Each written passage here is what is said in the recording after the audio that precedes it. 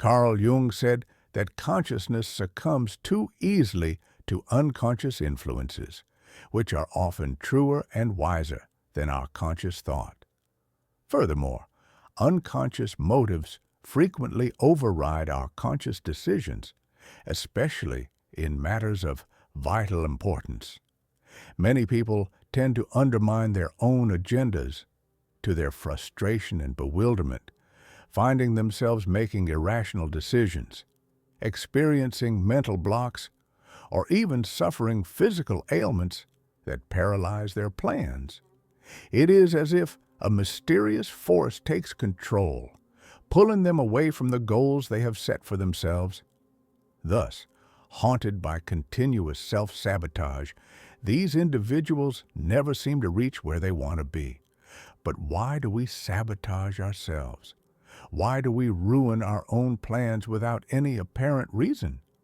Psychiatrist Carl Jung discovered plausible answers to these questions by becoming aware of a part of the psyche he called the shadow. We can see the shadow as a psychological container within the unconscious. In this dark place, where the light of our conscious awareness does not reach, we store our undesirable traits. There can be several reasons why we hide certain unwanted aspects of ourselves.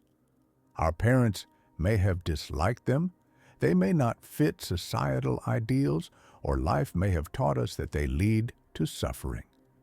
So, we repress these traits, banishing them to the depths of the psyche as if they were not part of us. But they are.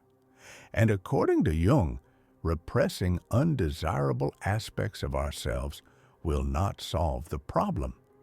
In fact, it can have disastrous consequences as these aspects take on a life of their own, operating in the darkness. And this is where self-sabotage begins. The repressed parts of the personality rebel against our conscious minds from the depths of the shadow. We are at war with ourselves without even knowing against whom we are fighting.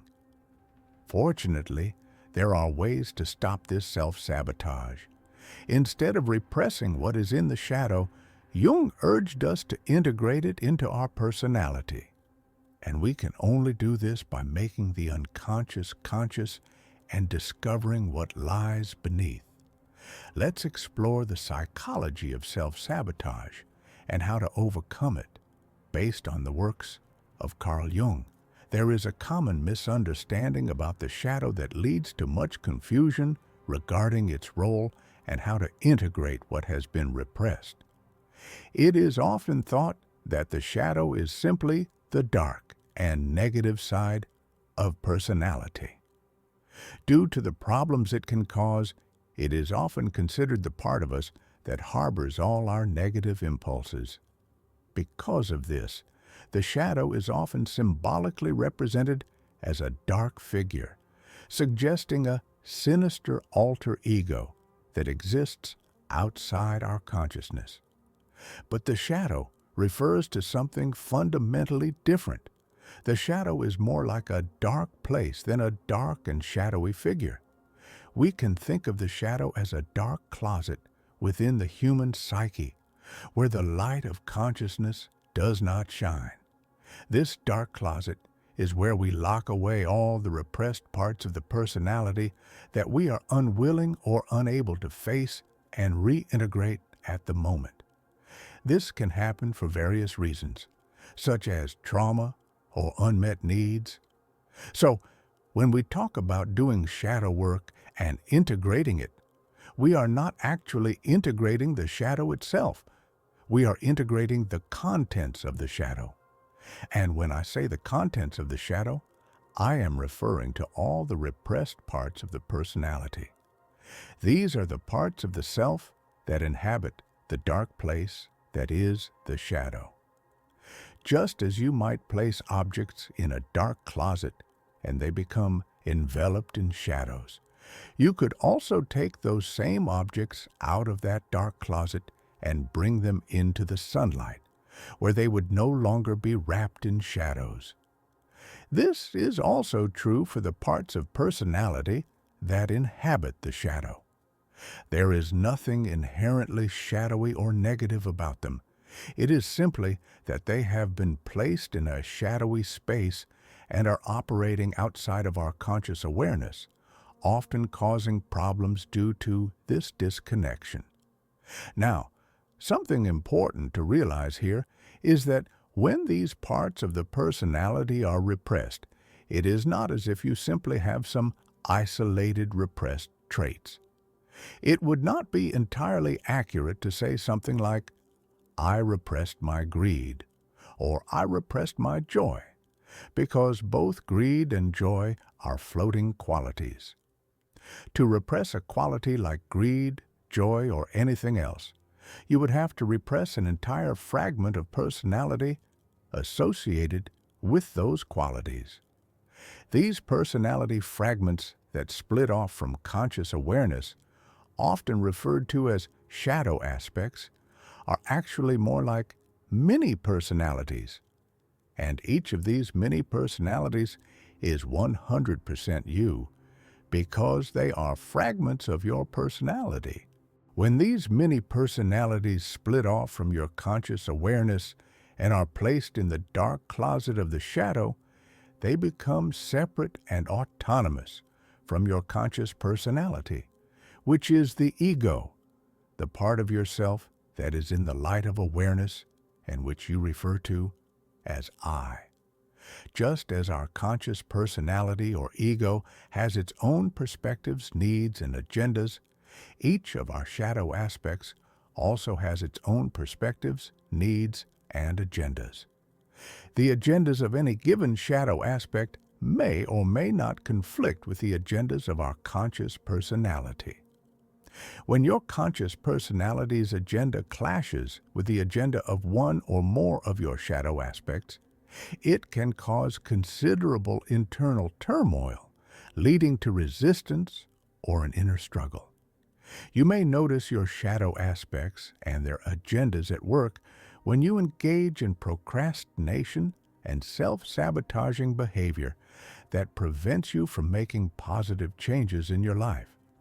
Let's discuss an example of how shadow-based self-sabotage can manifest in someone's life and hinder their plans. Suppose a man strongly identifies as a loner.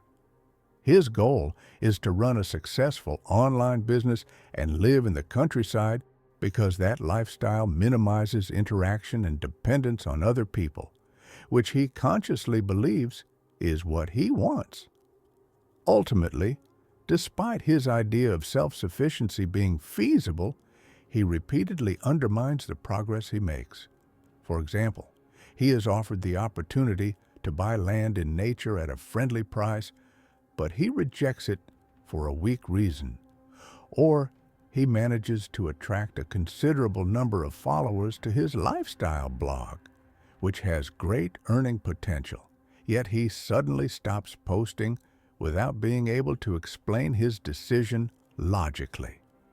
From the ego's perspective, the way he consciously perceives himself and determines what he wants and needs, his choices make no sense. After all, he strongly identifies as the lone Batman. For years, he has dreamed of being self-sufficient, independent, and away from the herd.